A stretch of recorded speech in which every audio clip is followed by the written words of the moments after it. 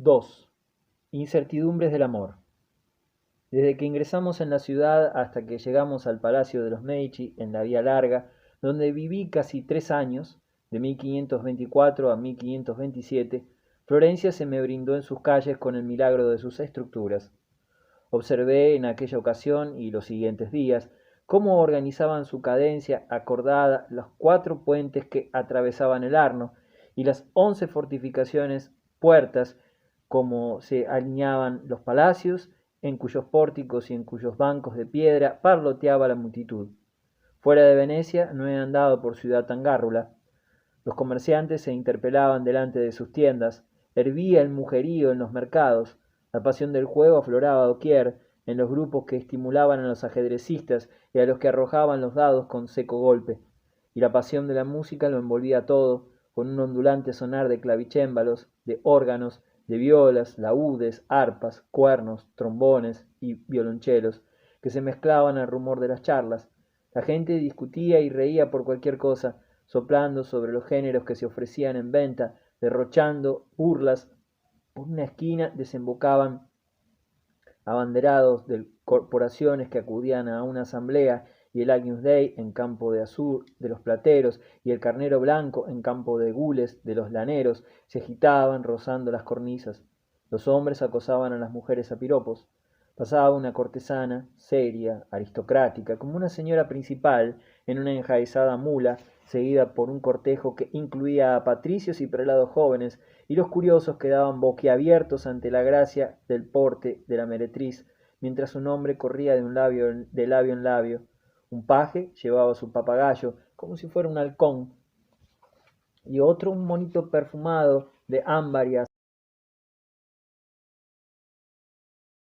que le impuso Savonarola. Un mundo de monjas y frailes circulaba alrededor de sus 100 conventos, y el pueblo se descubría delante de algún cardenal, de algún gran señor, en tanto que en las plazas se arremolinaban los holgazanes en torno de los ciegos, los mendigos y los narradores de fábulas, quienes salmodiaban los versos de amor y de guerra que refieren las leyendas de Ginebra de Guglielmieri o de San Albano, de Orlando el Furioso, de Lanzarote, de Constantino, de Vespasiano, de Nerón. Se sentía en Florencia, más que en ninguna otra parte, la fuerza de la vida. Se sentía latir y vibrar y estremecerse a la ciudad de puerta en puerta, y se sentía el arte también, la presencia permanente, vital del arte. Los rostros, los ademanes se transfiguraban en esa atmósfera como si requirieran el fondo familiar de las pinturas o el modelado del mármol y del bronce para destacarse con intensidad propicia. Iban por la calle unos niños cantando, danzando, y componían un bajo relieve de Mino da Fiesole o de Luca de la Robbia. Iban unos graves, pulcros adolescentes, y era Donatello. Iba un guerrero, y era Pagliaiuolo. Iban unos paisanos, y era Ghiberti. Iba un caballero delgado con una flor, el traje de brocado de plata, y era Benvenuto Cellini. Iban unas damas con collares de rica armazón y alhajas en las mangas de terciopelo, ceñidas las frentes por aros de oro, y era Pontormo. Iba un atleta, y era Miguel Ángel. Recuerdo que aquella vez, flanqueado por mis 3 acompañantes, recorrí entre asombrado y temeroso el trecho que me separaba de mi residencia futura. Sufría por la idea de que esos mozos tan bellos y tan desenvueltos, que regresaban como efebos griegos del estadio o acudían a las casas de los humanistas y de las cortesanas, y que usaban el pelo corto y la barba fina, y de que esas mujeres estatuarias que caminaban en la mano o con el cántaro y el bulto al hombro, y a las cuales añadían su exotismo las esclavas circasianas y tártaras de anchos ojos tristes, se fijaran en mi jiba, y dijeran algo que pudiera atraer hacia mí la atención en el trajín sonoro. Algo dijeron sin duda los irónicos florentinos, pero yo seguí adelante, erguido en mi cabalgadura, hasta que la espalda me dolió, aparentando no percatarme de las mofas y no advertir tampoco la irrespetuosa fruición con que Beppo saludaba a las muchachas. Así llegamos al palacio. Quiso la casualidad de que su gran patio cuadrado de entrada, en su cortile, estuvieran reunidos los personajes descollantes que actuaron en el drama de mis años próximos, porque uno de ellos, Hipólito, se aprontaba a partir de casa y no volvería hasta el día siguiente, y los demás presenciaban el apresto. De modo que los abarqué a todos juntos, súbitamente, no bien desmonté, 8 personajes distribuidos en el ámbito que fue testigo de los triunfos y las penurias de los Medici, y que había acogido a papas, a emperadores, a reyes, a príncipes y a los hombres más sagaces y sensibles de su tiempo, como entrada del palacio en el cual Cosme, padre de la patria, fundó el poder de su dinastía, en el cual Lorenzo presidió su corte deslumbrante, en el cual creció León X, en el cual Clemente VII planeó el futuro político de los suyos, el Cortile, que había atravesado también tumultuosa la fuga de sus moradores hacia sus destierros sucesivos. Eran 8 personajes ubicados concertadamente como en un fresco, puesto que todo tenía en la Florencia de entonces una calidad, un tono pictórico. Entre la columnata diseñábanse los 3 sarcófagos romanos, uno de los cuales había contenido los restos de Guccio de Medici, gonfaloniero, 200 años atrás, las esculturas antiguas, las Marsillas, el David de Donatello, el David de Verrocchio, los medallones que imitaban los camafeos que pertenecieron al Magnífico, abríase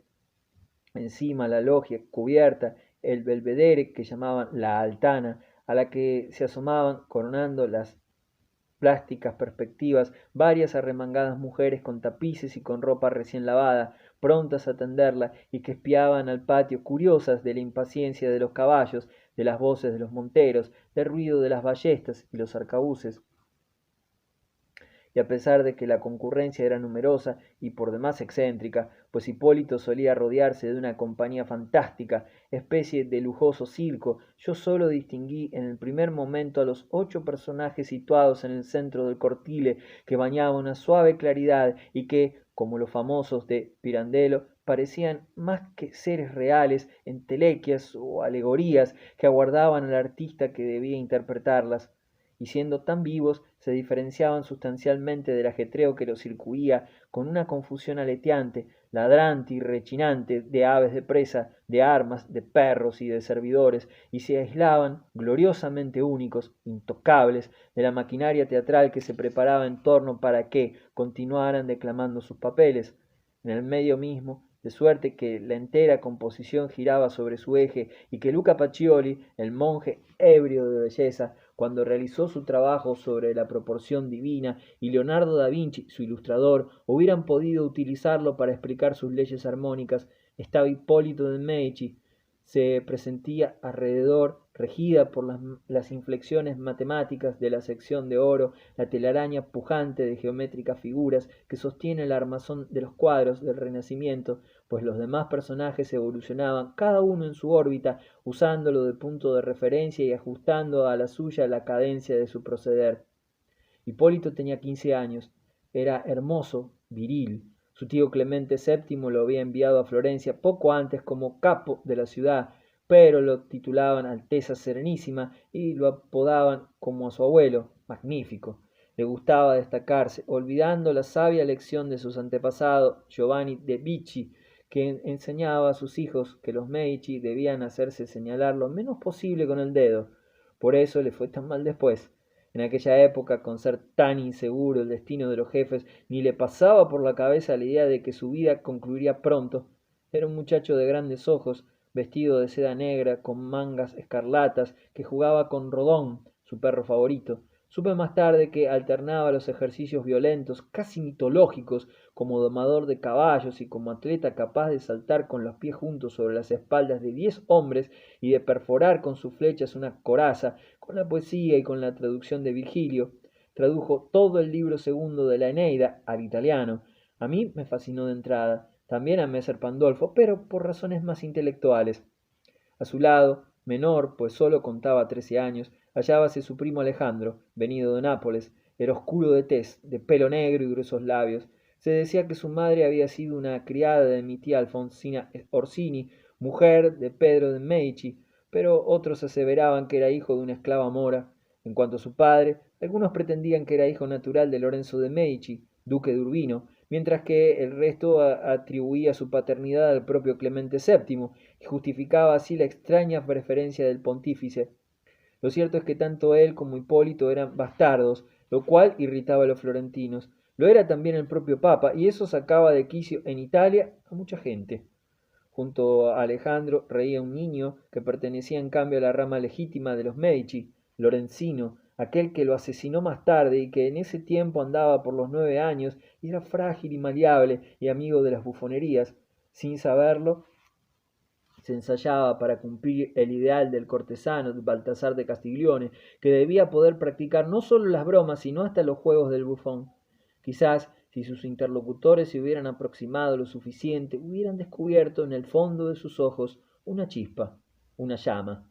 Era el preferido de Clarice de Medici, señora mucho mayor que los restantes, pues había cumplido 30 años y había casado con Filippo Strozzi, gran caballero, de cuya ambigua conducta hablaré más adelante. Ella sí era una Medici verdadera, sin sombra espuria, hija de Pedro y nieta de Lorenzo el Magnífico, hija y nieta asimismo de 2 Orsini, Alfonsina y Clarice, mis parientas cercanas. En la cara le brillaba la inteligencia, como le brillaba en las maneras hieráticas la calidad.